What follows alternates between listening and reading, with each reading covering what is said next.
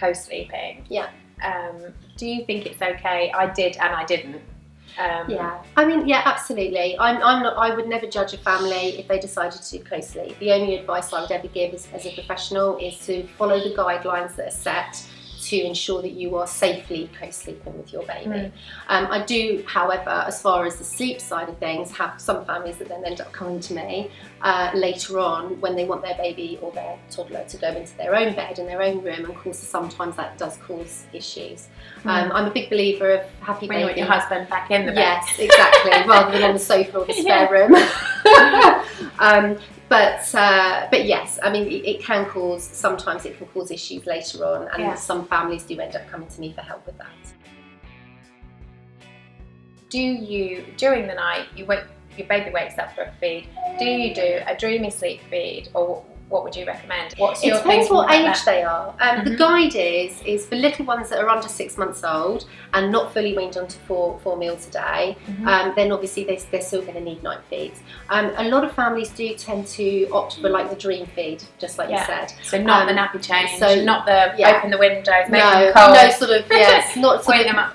Really waking them up, exactly. And that's where, yes, you just sort of scoop them up out of bed and you'd sit them in their room and let them have their dream feed. It's a bit like a top-up feed, really, that will then hopefully buy you, sort of, if you're going to bed at that time, do a dream feed, say half 10, then obviously that would bide you a few more hours for you to get a block of sleep, so you're not being woken up in the middle of the night. And if you've done that dream feed, should you still burp your baby afterwards as well? Yeah, you'd still hold them, but thing absolutely. Yeah, the only thing I would say is I do have a lot of families that come back to me and say this, is that actually I can't seem to get any wind out of them after that dream feed. Yeah. Now the reason why is because they're sleepy and sometimes it's sort of half asleep and having that feed, their body is more relaxed, and so they actually just don't take down as much wind.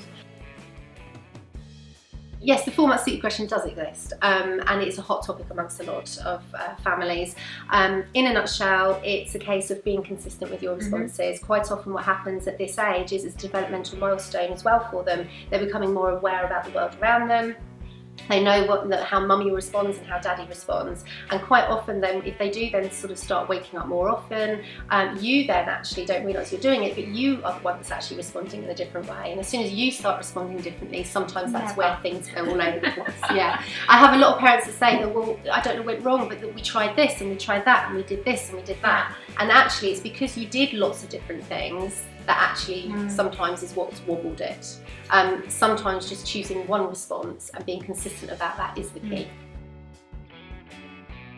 You know, when you've got a toddler, and also, you know, they can get out of the bed by then. Yeah. Shouting, getting out of the bed. What do you do with that child?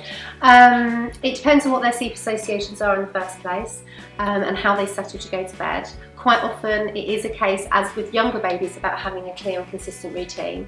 I always recommend for people when they do move into beds that you have the bars on the side of the cot normally, so that when they do move into a bed, maybe put a stair gate on the bedroom door just so you're extending that boundary.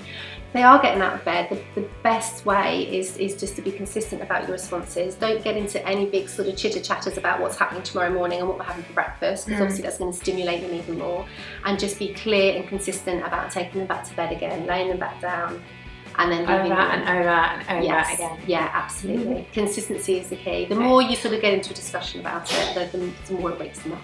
It's horrible, isn't it? The fear as well of them waking up a sibling.